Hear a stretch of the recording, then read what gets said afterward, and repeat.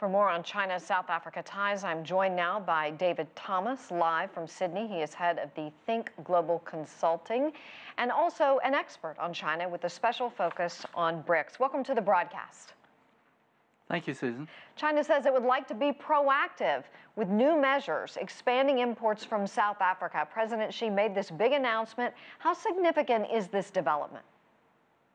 Well, very significant, but it's also exciting and momentous for South Africa to be hosting this BRICS summit. They only joined the BRICS group about 8 years ago, as you know, and this is their first opportunity to showcase South Africa to the other BRICS nations. And with all this talk of trade wars and protectionism, what a great opportunity for South Africa to engage with the other BRIC countries to stimulate investment and to start building these trade links. And so whilst China is a major part of their current export mix, I can see that the other BRIC countries will come into play pretty soon.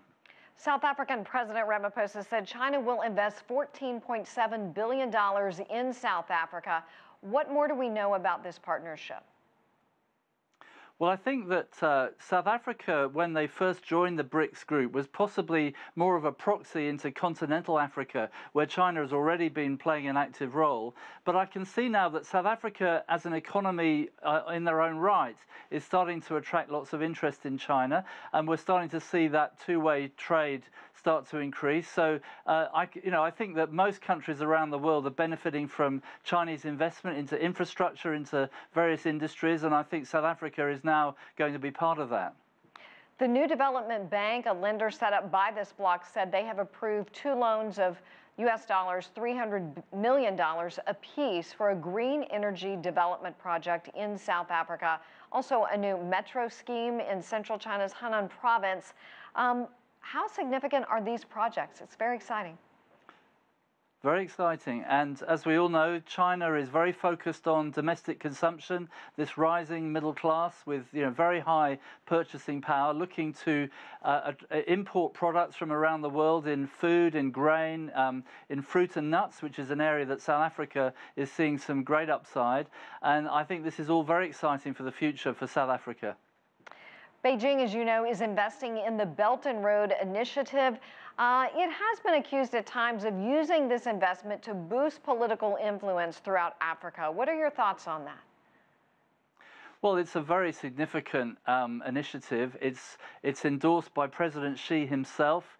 He's very committed to this. I think that all countries who are interested in attracting investment from China, as China perhaps goes back to the predominance of state-owned industries, in terms of outbound investment, I think all countries need to figure out how they can get involved in the Belt and Road Initiative, particularly those countries along that route, but also others who are around it. And there's going to be major infrastructure projects, and many countries can get involved.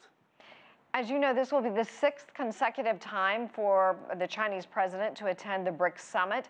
Looking ahead, you've touched on it some. What can we expect from this year's session?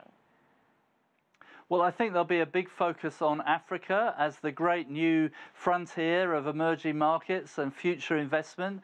I think the role of Brazil and Russia to play in Africa as well, because the involvement of Brazil and Russia in South Africa is pretty negligent at the moment. India is certainly picking up. So I think with China taking the lead, as it does in the BRICS forum, naturally it's the major player, the major investor. But I think we'll start to see the other BRICS start to get more involved in Africa going forward. And this could be a big initiative to come out of this summit.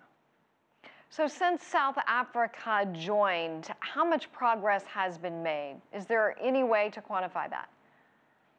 Well, I think the China-South Africa relationship has certainly been strengthened, and the numbers speak for themselves.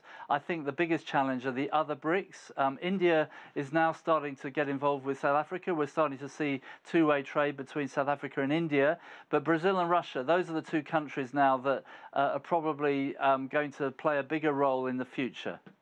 Well, David Thomas with Think Global Consulting, we certainly appreciate your time joining us live from Sydney.